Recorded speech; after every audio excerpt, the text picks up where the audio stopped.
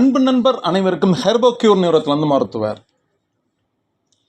இப்போ நம்ம பார்க்க போகிற ஆடியோ என்ன அப்படின்னு கேட்டிங்க அப்படின்னா, ஆண்மை மருந்துகளில் நம்ம சாப்பிட்றோம், குறைபாடை சொல்கிறாங்க. இதை பற்றி நிறைய வீடியோக்கள் போட்டிருக்கோம். இருந்தாலும் அவ்வப்போது அவங்க நிறைய கேள்விகள் கேட்டுக்கிட்டு இருக்காங்க, நிறைய சந்தேகங்கள் கேட்குறாங்க. அதை நம்ம தீர்த்து கொடுக்குறது நம்மளுடைய கடமை.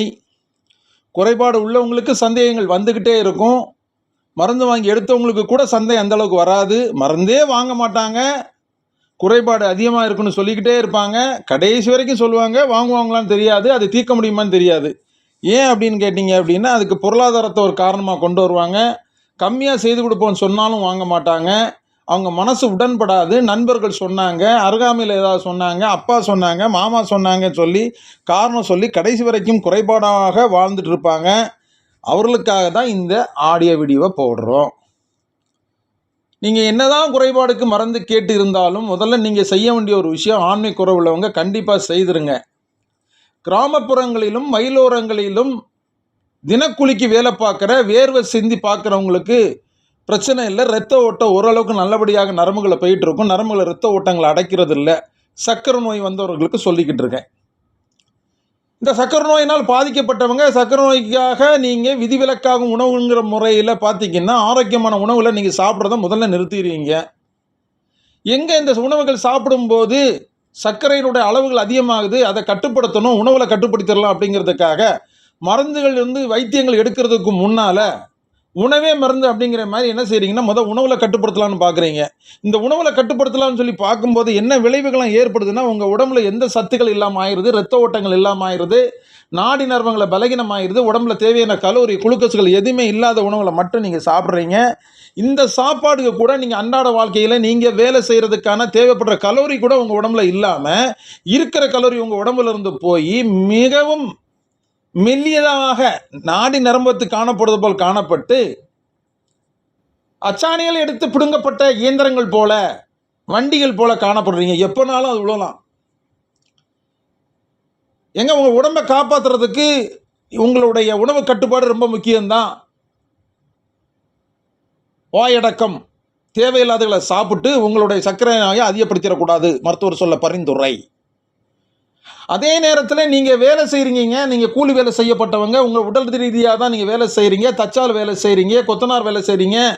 இதே மாதிரி வேலை உள்ளவங்களுக்கு உடம்பு மூலதனமாக இருக்கும்போது நீங்கள் சாப்பிட வேண்டிய ஒரு விஷயம் பார்த்தீங்க அப்படின்னா, பலமான உணவுகள், சத்தான உணவுகள், குளுக்கோஸ் உள்ள உணவுகள், கலோரி சத்து உள்ள உணவுகளை நீங்கள் சாப்பிடணும்.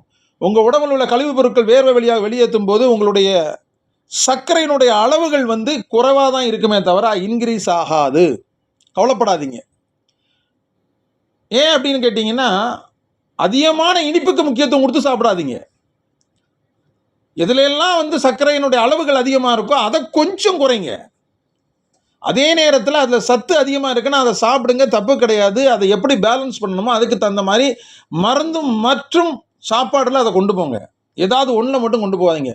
சிலவங்க மருந்து மட்டுமே சாப்பிட்டுட்டு இருப்பாங்க, சாப்பாடு சாப்பிட மாட்டாங்க, அவங்களும் ஒன்றுக்கு இல்லாமல் ஆயிடுவாங்க, உடம்பு ரொம்ப பலகீனமாயிரும். இந்த மாதிரி உள்ளவங்களுக்கு பார்த்தீங்க அப்படின்னா, ஆண்மைகள் மிகவும் பாதிக்கப்பட்டு தன்னுடைய மனைவி கூட இல்லற வாழ்க்கையில் சந்தோஷமாக இருக்க முடியாத ஒரு நிலைமையில் கொண்டு விடப்பட்டுருவாங்க. கல்யாணம் ஆகாதவங்களுக்கு இனி கல்யாணம் ஆனாலும் குழந்தை பிறக்குமாங்கிற சந்தேகத்துக்கு வந்துடும். கல்யாண ஆர்வங்கள் இருக்காது, கல்யாண ஆசைகள் இருக்காது. ஏன் அப்படின்னு கேட்டிங்கன்னா, அந்தரங்க உறுப்புகள் அவருக்கு செயல்படாதுங்கிறது அவருக்கு மட்டும்தான் தெரியும். குடும்பத்தில் உள்ள தாய் தந்தையருடன் பகிர்ந்து கொள்ள வேண்டிய விஷயம் அல்ல. தன் நண்பர்கள் கூட, சக நண்பர்கள் கூட பகிர்ந்து கொள்ள முடியாத வெட்கம், மானக்கேடு, தலக்குனிவு, கூச்சம், இந்த மாதிரியான ஒரு விஷயத்தை எப்படி இதை பகிர்ந்து கொள்வது? ஒரு மருத்துவர்கிட்ட கூட அவங்களால சரியாக பேச முடியல, விட்டு பேசுகிறாங்க, சவுச்சி பேசுகிறாங்க, முழுங்கி பேசுகிறாங்க, பேசிட்டு அனுப்புகிறாங்க, அழிச்சிடுறாங்க, பயப்படுறாங்க, தெரிஞ்சிருமாங்கிறாங்க, தெரியாதாங்கிறாங்க. தன்னுடைய குறைபாடை தீர்க்கலை அப்படின்னா அவங்களுக்கு வாழ்க்கை இல்லை அப்படிங்கிறத மறந்து, தன்னுடைய குறைபாடை சொல்கிறதுனால வாழ்க்கைக்கு ஏதாவது ஆயிடுமாங்கிறது மட்டும் பின்னோக்கி யோசிக்கிறாங்களே தவிர அவங்களோட முழுமையாக அவங்களால பயணம் பண்ண முடியல. இன்ஃபார்ட்டி காம்ப்ளெக்ஸ் சொல்லுவாங்க, ஒரு விதமான தாழ்வு மனப்பான்மை. இதை எப்படி பண்ணுறது? இதை என்ன செய்கிறது? கண்டிப்பாக நீங்கள் உடற்பயிற்சி பண்ணுங்க. முதல்ல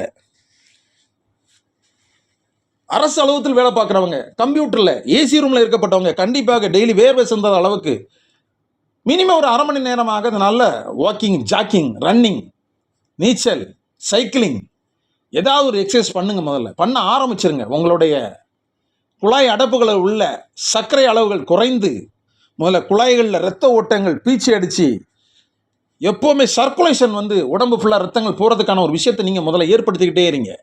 இப்போ உங்கள் குறைபாடை சரி பண்ணுறதுக்கு நீங்கள் மருத்துவர் ஆண்மை மருந்துகளை வாங்கி, தேவையான ஊட்டச்சத்து மருந்து வாங்கி, விட்டமின் மருந்துகளை வாங்கி, எல்லா மருந்து எது வாங்கி சாப்பிட்டாலும் அது உங்களுக்கு பக்கபலமாக உங்கள் உடம்பு சப்போர்ட் பண்ணால் மட்டும்தான் உங்களை நீங்கள் காப்பாற்றி நீங்கள் நினைக்கிற விஷயத்தை கொண்டு வர முடியும். மருத்துவர்கிட்ட மருந்து வாங்கணும், நாங்கள் சாப்பிட்டோம், எங்களுக்கு சரியாக செயல்படலை அப்படின்னா அந்த செயல்படுற உடம்பு உங்களுடைய உடம்புங்க. அது மருத்துவர் ஒன்றுமே செய்ய முடியாது. இன்செர்ட் பண்ணுற அந்த உள்ள அனுப்புகிற பாலில் கலக்கி சாப்பிட்ற, வெந்நில கலக்கி சாப்பிட்ற, தேனில் கலக்கி சாப்பிட்ற, மாத்திரையாக வாயில் போடுற எல்லாமே மருத்துவர் அணி உங்களுக்கு தந்தாலும் அது செயல்படுற வைக்கிற அந்த ஒரு விஷயம் இருக்க உருவம், அந்த உடல், அது உங்களுடையது. எந்த இடத்துல அதை வந்து செயல்பட வைக்க முடியும்னா உங்கள் உடம்புக்குள்ளே தானே செயல்படணும். உங்கள் உடம்பை யார் பேணி காக்கணும்? அதை நல்முறைப்படுத்துறது யார்? அதை சரிவர கொண்டு வர்றது யார்? யார் நினச்சா மட்டும்தான் அது முடியும். இதுக்கும் மருத்துவருக்கு ஏதாவது சம்மந்தம் இருக்கா? உங்களுடைய நண்பர்களுக்கு சம்மந்தம் இருக்கா? கணவன் மனைவிக்கு ஏதாவது சம்மந்தம் இருக்கா? யாருக்குமே கிடையாது. நீங்கள் தனி மனிதனாக நீங்கள் மட்டும் நினச்சா மட்டும்தான் உங்கள் உடம்பை சரி பண்ண முடியும். அதுக்கு முதல்ல தேவை நல்ல எக்ஸசைஸ் பண்ணுங்கள்.